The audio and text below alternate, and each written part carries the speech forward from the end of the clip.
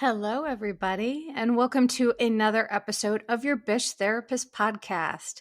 I am your host, Melissa Reich, your Bish Therapist, a real life therapist turned pop culture aficionado. Today's episode is going to be a big one. Today, I'm going to talk about Southern Charm and Real Housewives of New York reunion, but coming from the perspective of grief. So as I watch these shows, my therapist brain sees things that, and I make these connections.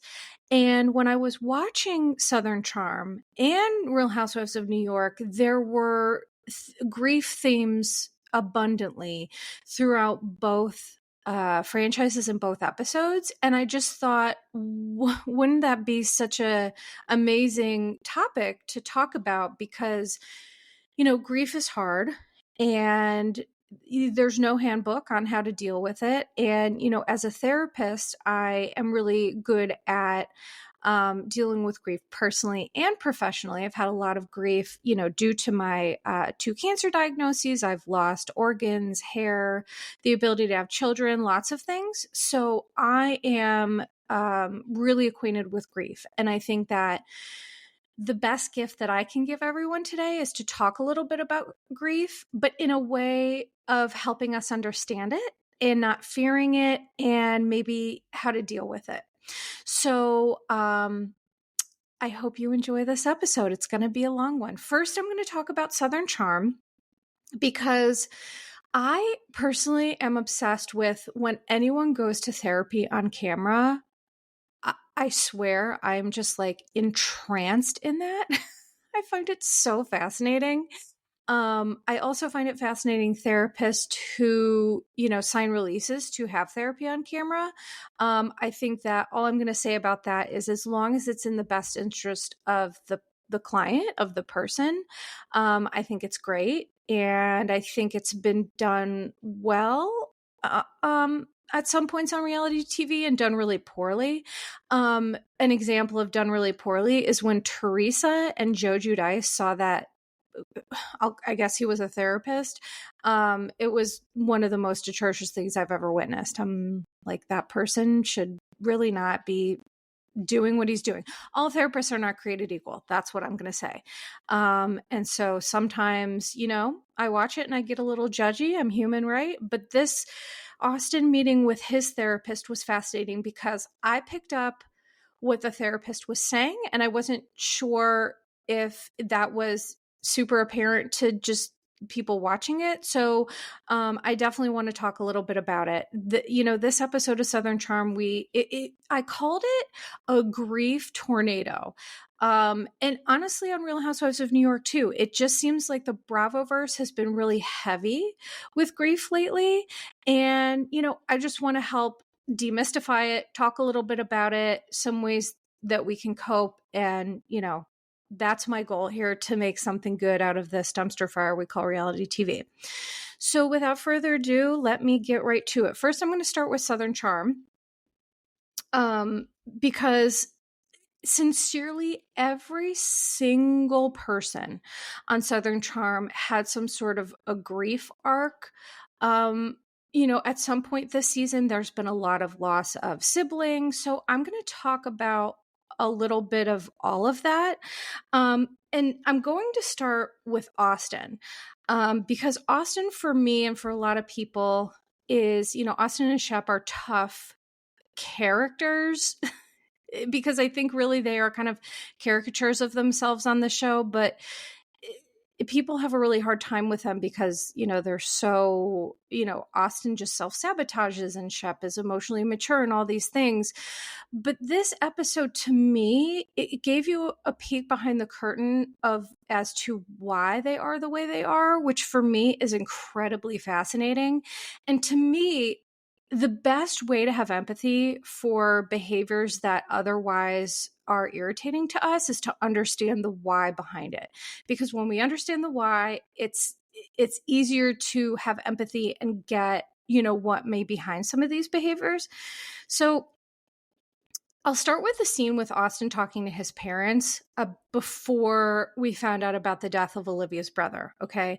So, what I want to say is that Austin's parents are legends. I could just tell by the look on their faces. Like, these are the type of people, and again, I didn't grow up in the South, but there does seem to be some cultural considerations in the South in terms of, we don't talk about our feelings, we aren't extremely demonstrative, we are quiet, and we are, kind of controlled. And I think that, by the way, if you're from the South, or any of, if you have any answers to kind of how the South works, or if this resonates with you, please let me know.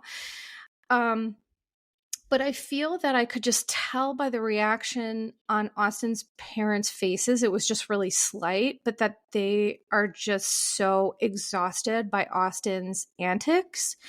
And, as his dad said, it's a pattern of behavior, right? And so what I wanted to say that I love about Austin's parents is that they held him accountable while simultaneously supporting him.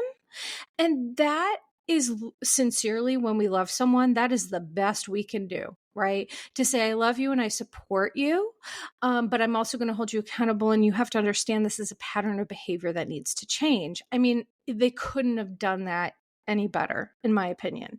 I think it's just so important for, I've talked about this before, for loved ones to be honest with us, because so we can't surround ourselves with what I call echo chambers. So echo chambers are people who just will echo your same thoughts, sentiments. And there are people, Teresa Giudice is a great example. She only surrounds herself with echo chambers. Okay. So Teresa doesn't like people saying, maybe you should really think about this. Maybe this was a misstep.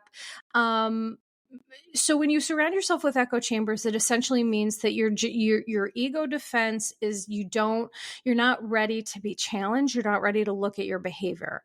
And healthy folks welcome other opinions, because, if we're doing this thing called life right, we're always learning and always growing, all of us, all the time, until the day that we die. We should always be growing and learning, and never assume that we know it all, because we don't. I certainly don't.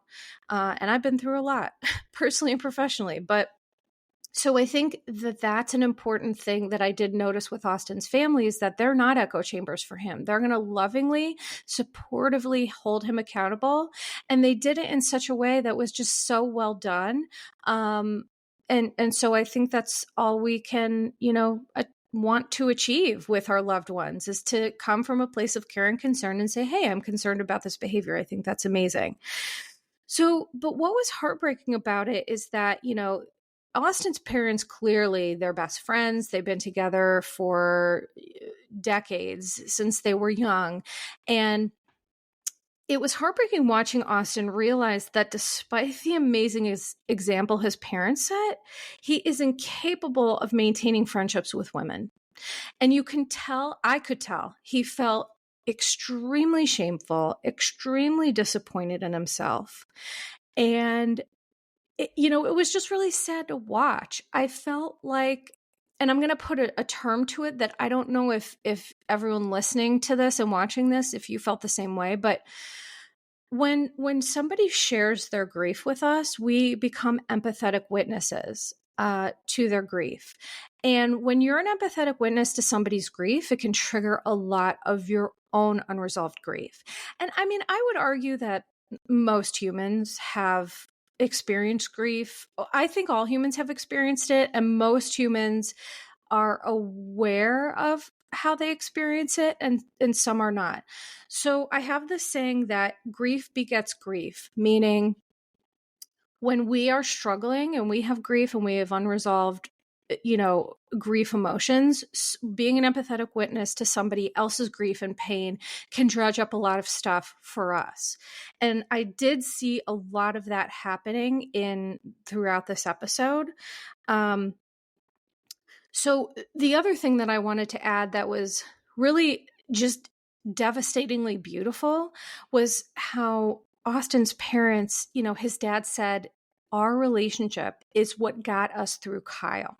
So for those of you who didn't listen, I did another podcast about this, but for those of you who aren't aware, Austin had an older sister who died tragically when Austin was 8 years old. The family, so Austin, his older sister Kyle, and his parents, they were out on a hike. They had just moved recently, like the week before. They go out on a hike, and Kyle sincerely falls off a cliff and she dies. And Austin was 8 years old when this happened. And in my last episode, I theorized that I guarantee that this did something to his tiny little brain. Because when you're 8, you don't have the cognitive processes that adults do. And I've seen 8-year-olds and little kids do things or have this magical thinking about somehow it was their fault. And so I theorized that Austin, something happened for him there. And it just, the problem is when something like that happens and we don't talk to people and we don't process it and we don't get help around it, in whatever way that looks like, it can become what I call complicated grief. So there's the two things that I'm talking about here. There's grief and then there's complicated grief in varied degrees when we experience any sort of a loss, any loss. Personally, it doesn't always have to be someone dying. Like I said, my losses, with my health issues were, my organs, my hair, my ability to have kids, things like that. Those are really significant losses. It could be loss of a job, loss of a home, loss of a relationship, and the person's still alive. Divorce is a huge loss, right? Even moving to a better place. So Austin, what most people don't understand is that moving prior to the death was also what I believe complicated his grief, because you're moving from your home. And then I think his brain told him something about it, if we hadn't moved here, this wouldn't have happened, things like that. So there was a lot of grief and a lot of loss prior even to his sister's death. But seeing his parents talk about, our relationship got us through, it was heartbreaking, but it also warmed my heart, because it does go to show that, there's a way to get through grief, but you have to be, you have to go through it together with your partner, with your loved ones, with whoever, is involved in that process with you. It is a collaborative process. And unfortunately, what happens with grief is sometimes people aren't interested in it. And that's where, marriages and relationships fall apart, right? If one partner wants to pretend this doesn't exist, and then the other partner is just entrenched in their grief, well, that's how divorces happen and people grow apart, or separations, or what have you. So kudos to Austin's parents. They seem to have a lovely relationship. They seem to be a wonderful, supportive parents to Austin, and they just seem to want the absolute best for him. So I wanted to talk about, going back to Austin. So after, we find out that Olivia's brother died, and I'm going to talk about that more in just a minute. Austin, it shows him in the kitchen, and the thing about me is I am not a therapist, but also an empath. So I physically feel people's emotions in my body. And when people have heavy grief, I can feel it in my solar plexus. It's like a burning kind of heavy sensation. It's hard to explain, and it makes me sound like a lady with a tinfoil hat, but whatever the reason, that's just who I am. And when Austin was in the kitchen and he was just sobbing, I felt that feeling, and I could just feel his palpable pain. And to me, it was apparent that in that moment, he was surprised by his feeling. And so part of what I'm here to talk about with grief is to prevent people from kind of feeling surprised by it. Since grief does beget grief, right? And if we don't deal with it, it kind of piles up. So he seemed really surprised. And when we're surprised by things, we feel overwhelmed. And then we believe all of a sudden that we don't have the ability to get through what we're going through. And we just kind of forget all of our faculties. So when I saw Austin cry, it was apparent to me he really wasn't, he was crying more for himself than he was for Olivia.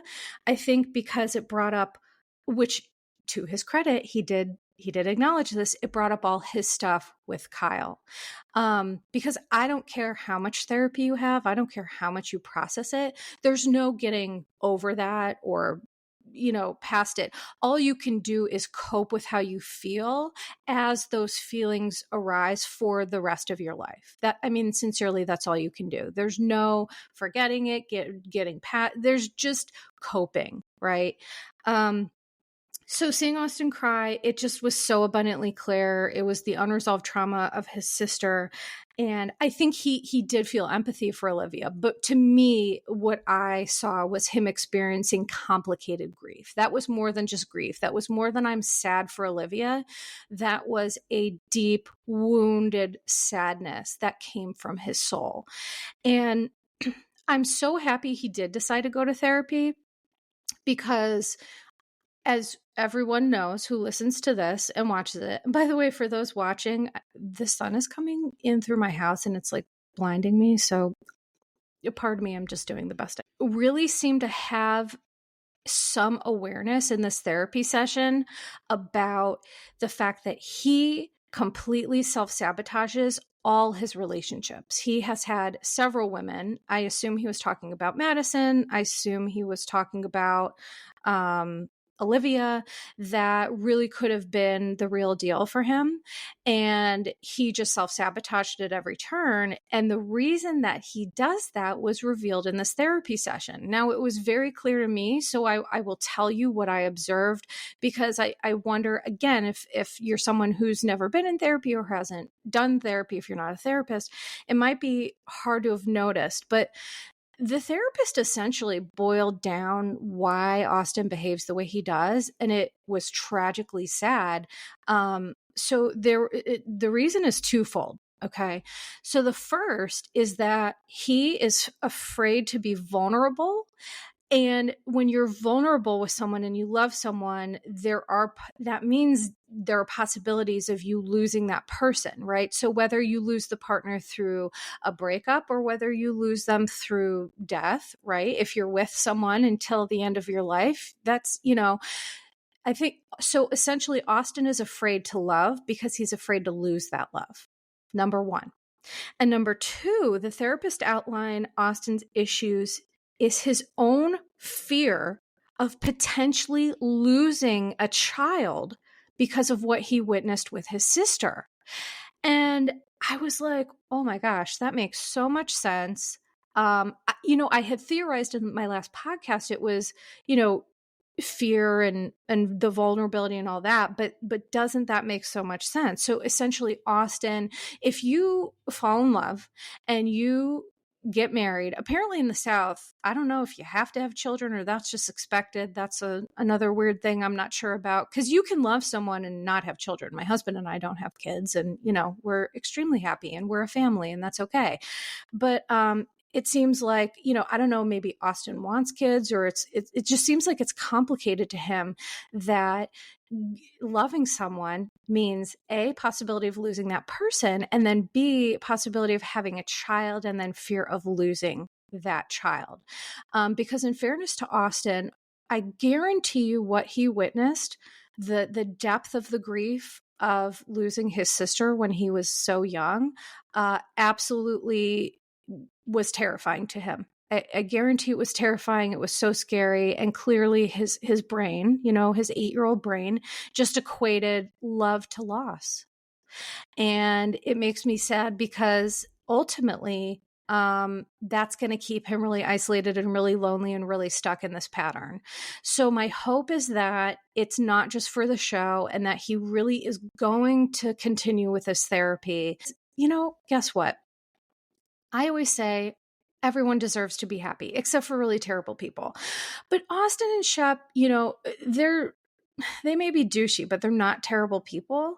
And I do believe that they deserve to be happy. And, unfortunately, sometimes things happen to us, and when we're a child and it doesn't get attended to. But as adults, we are capable of managing that. And for some reason, our brains make us feel like we can't possibly. So if you're listening to this and you're dealing with grief, you can get through this. You will get through it. You can get through it. You are strong enough. You are capable. And, I hope that Austin, we're able to see a little bit more of this process, during Southern Charm. Okay, so I'm going to move on from that. And then I'm going to talk about, Olivia Taylor and Shep. So Olivia's brother was the one who had passed away. He was young.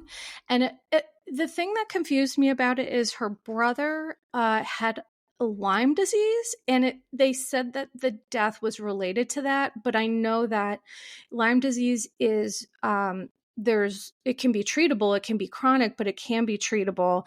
And I actually used to run a support group for people with chronic Lyme, so I do know a fair amount about it, but I've never known anyone to pass away from that. So I don't know if his situation, I don't know anything about the situation. So that's all I'm going to just report on the facts that they reported. And then I'm not sure about the details of how that happened. But I think, the saddest thing with Olivia is just that you could see the pain on her face. When it's like she showed up to film to do her job, and you could just tell she was like, oh my gosh, I can't even believe I have to do this. And you could the pain was palpable. The grief was palpable. I just wanted to give her a hug. I cried so much. But it was amazing to see how everyone showed up for her. And, JT canceled his event. Austin made a comfort basket. Shep offered his home. Leva and Vanita had a comfort circle with comfort food. Craig made food. So it's like everyone really showed up for her. And that truly warmed my heart, because sometimes with grief, people get really weird. For lack of a better term, like they don't know how to respond. And so sometimes people think, well, I don't know what to say, so I'm not going to say anything at all. And I think the great thing that Olivia talked about that was really important is that you don't have to say the right thing or do the right thing. Like, just show up. People appreciate people who just show up. But I mean, all of these things are great ideas. If someone's grieving and you're struggling to think of ideas, I love all of these. Comfort basket, well, not all of us can offer our home. We're not all rich, but, I mean, I guess you could offer your home if you're not rich, but then you need somewhere to stay. Anyway, I just think it was equally amazing too to see how Olivia welcomed Taylor and Austin, who were really trying to show their support, but she welcomed it. Excuse me. And it just tells me she's a really loving, beautiful soul. And, I just love Olivia. I love everything about her. I've posted about her before. It's amazing. But the one thing that Olivia said that is, I want to go back to what I had said before. She said that her dad hadn't stopped working since it happened. And so that made me, it's normal, right? Especially men stereotypically. And what I'm going to get to is that in the South, it seems like there's definitely emotional suppression that happens. And not only emotional suppression, but it is very stereotypical. Men feel like, well, to be a man, you can't have feelings, you can't feel weak, which is just a recipe for disaster, because feelings are a human experience.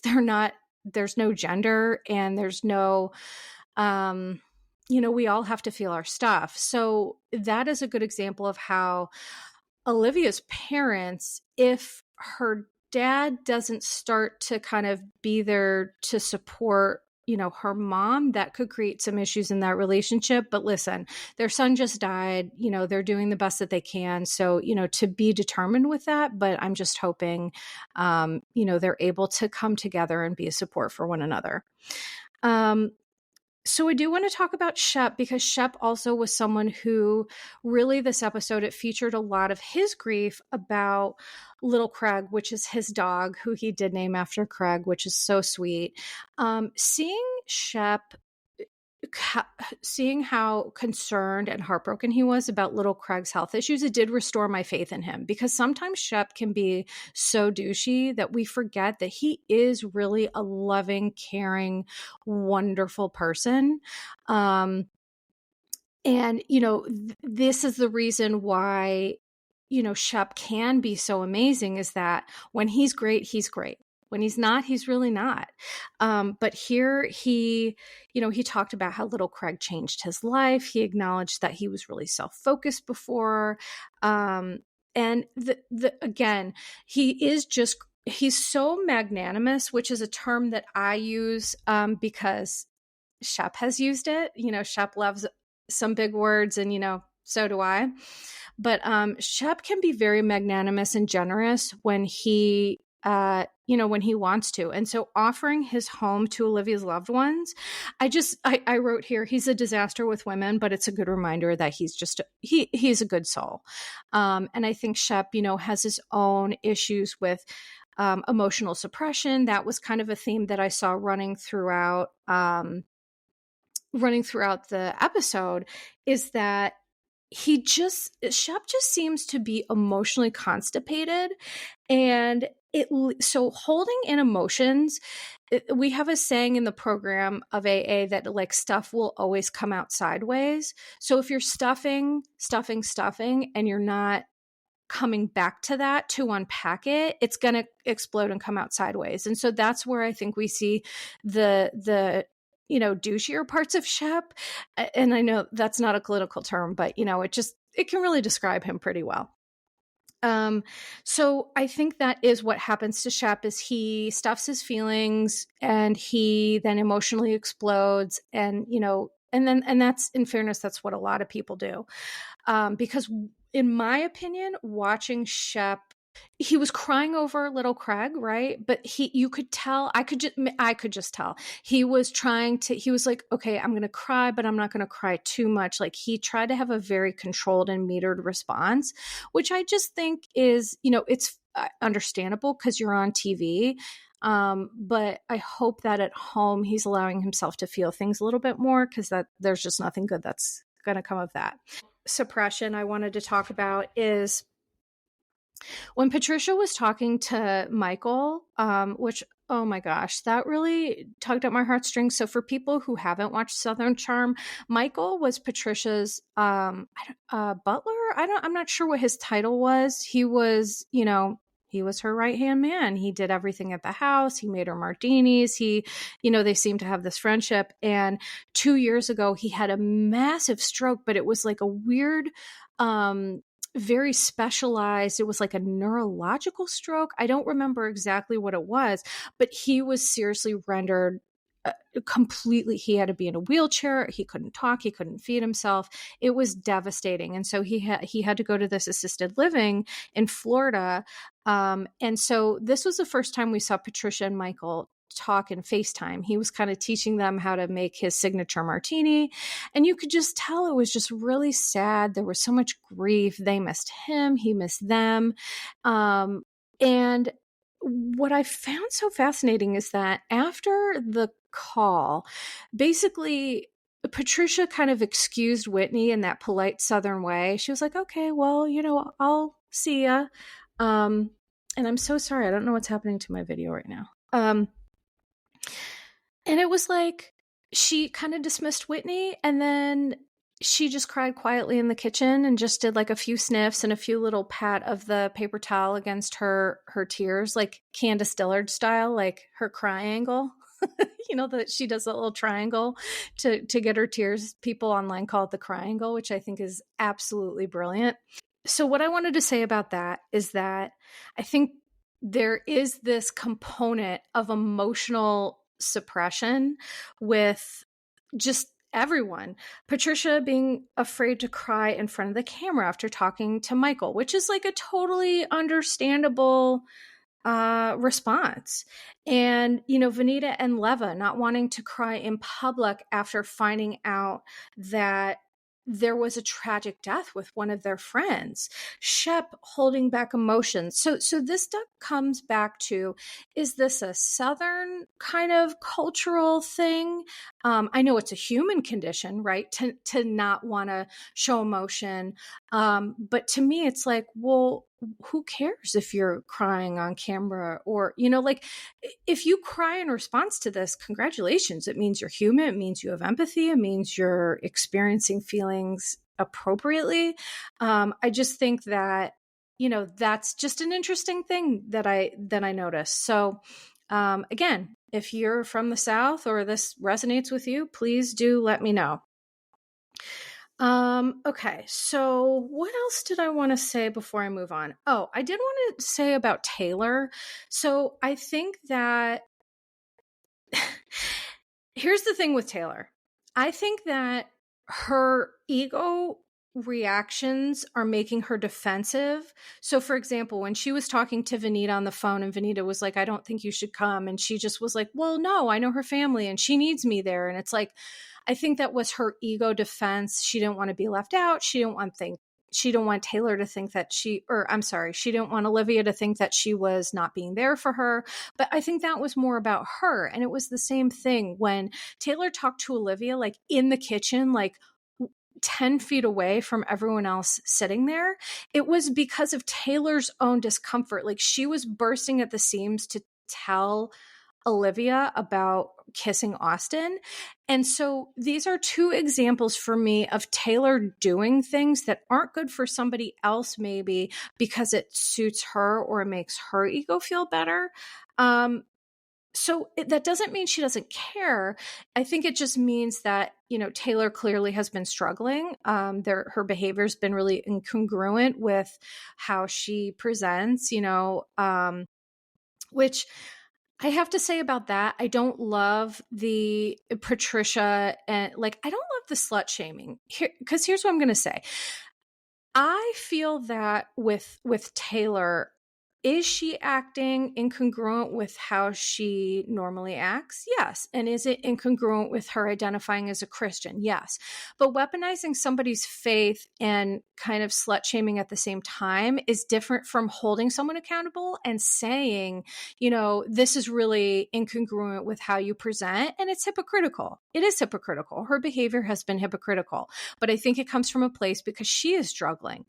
And I talked about grief bonding. And so grief bonding is when you have lost someone really special to you. So we're going to, in this example, use Austin and Olivia.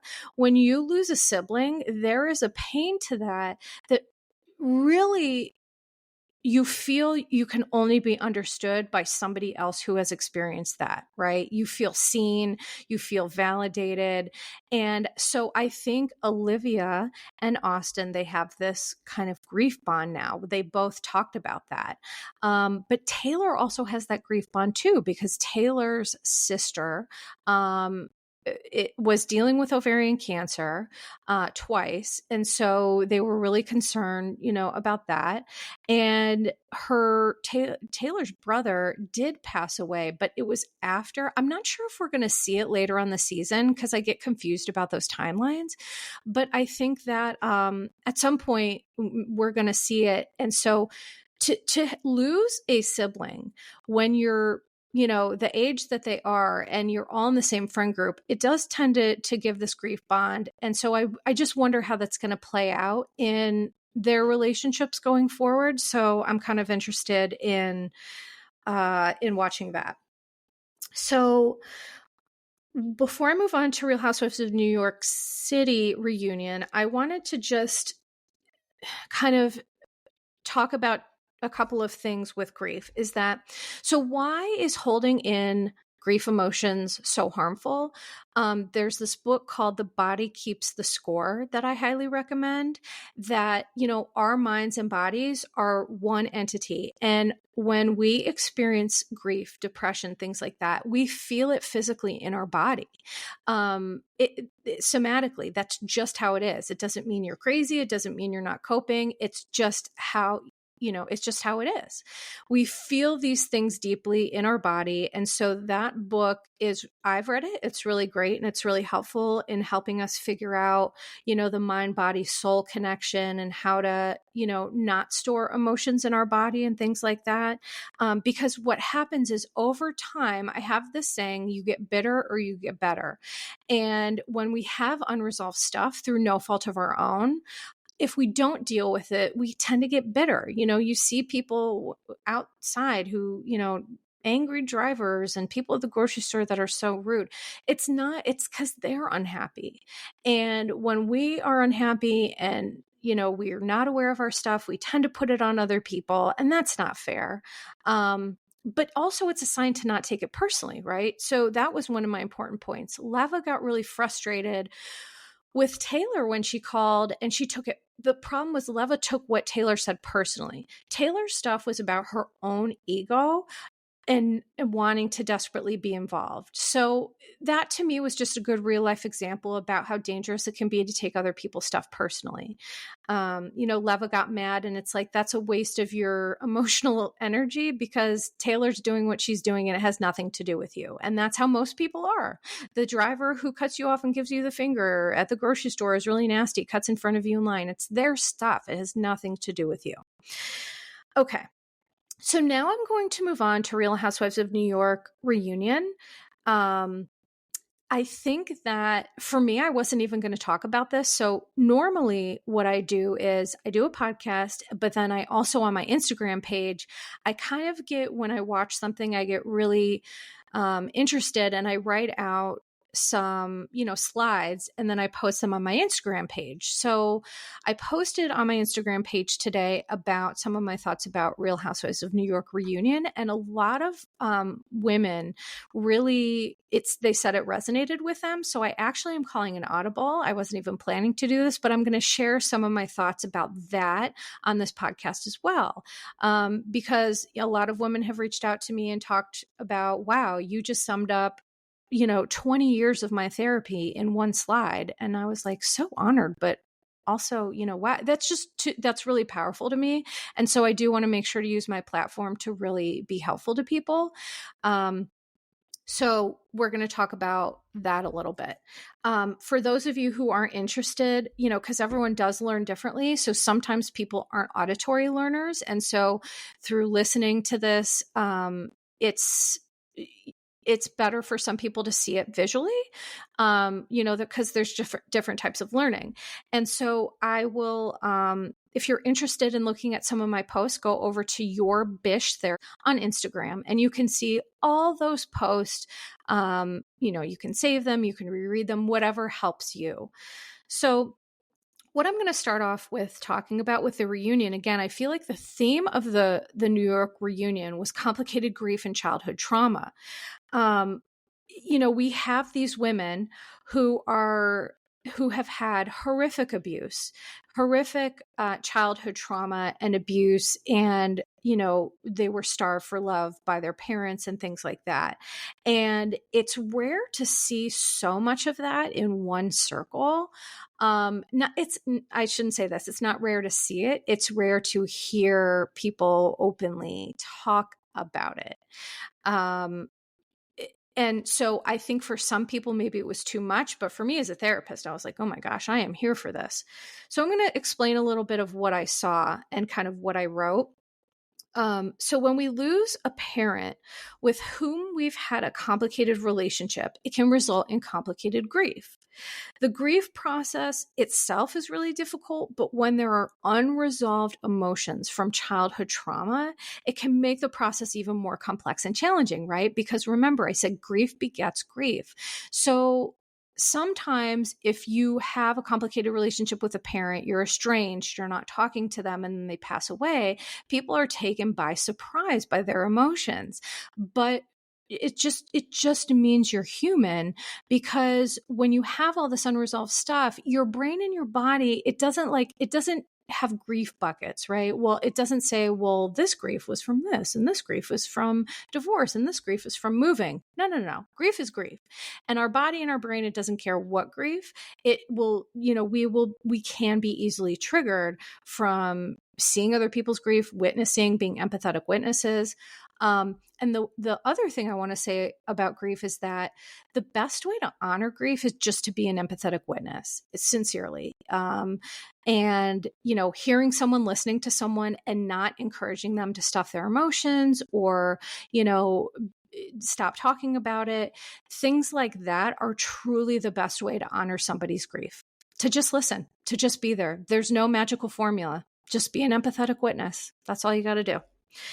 So I'm going to talk about Jenna specifically first, because Jenna's mother, for those of you who are not aware or haven't watched the show, and I'm going to talk a little bit about, it's not called Asperger's disorder anymore. It's the autism spectrum disorder. And I'm going to tell you why Asperger's, we shouldn't say that anymore.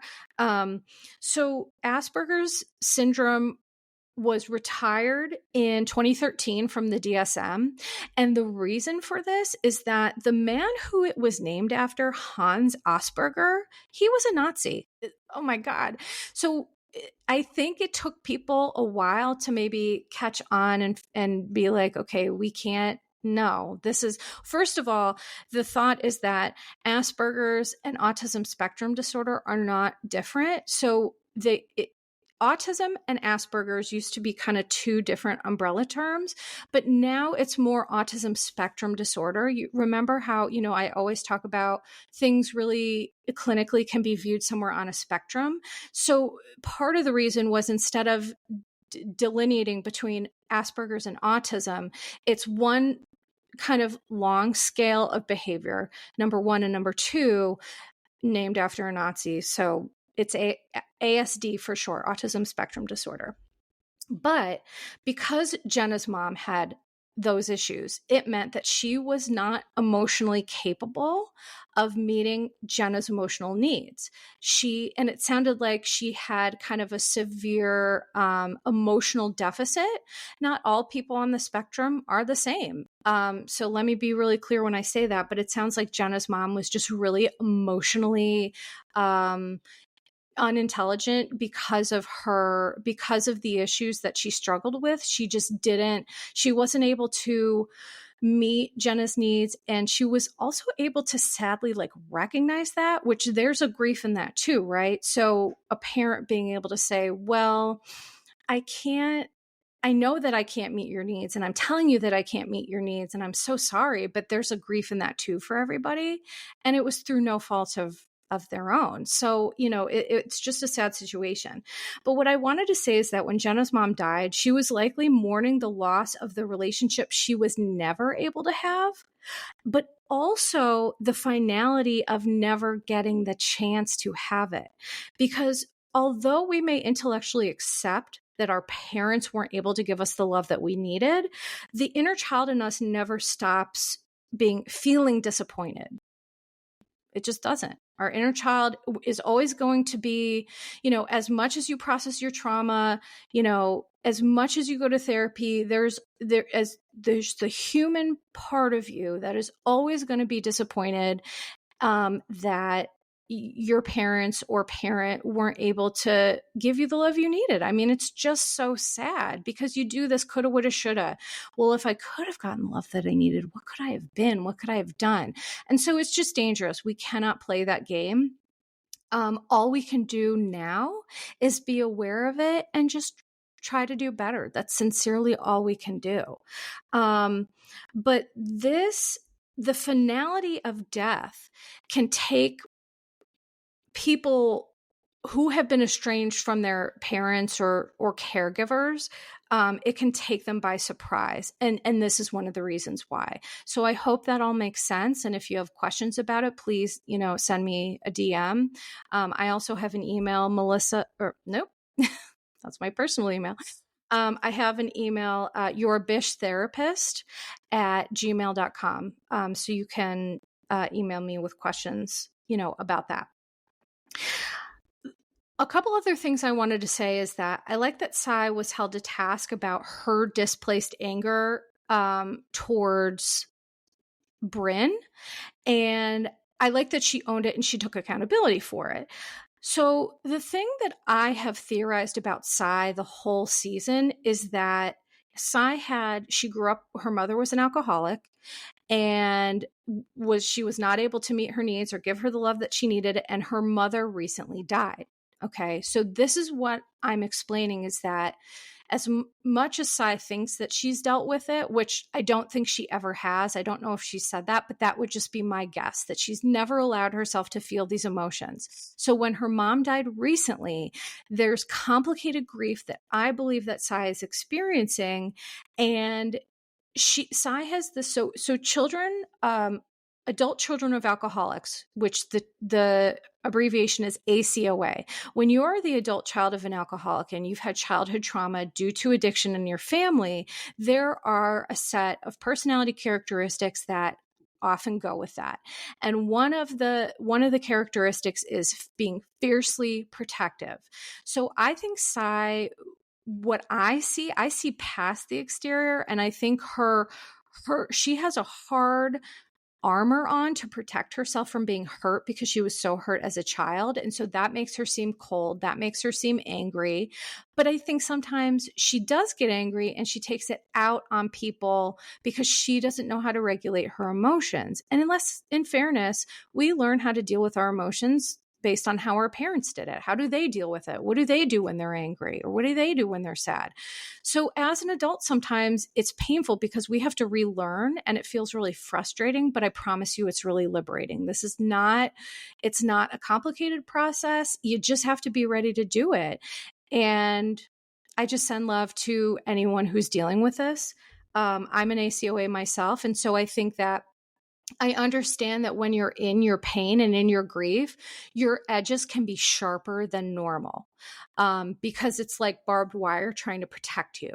So that's my personal interpretation of what's going on with Sai. And I just have a lot of empathy for her. But, I guess we'll have to see what happens on the next part of the reunion and next season, because this could also just be tough personality characteristics. We'll have to see.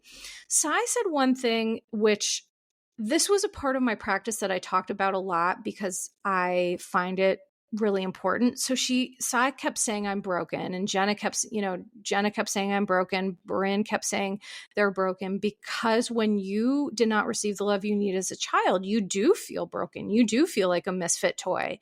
And the one thing that I always want to say is, there's a Japanese art of repairing broken, and I apologize if I am butchering that pronunciation.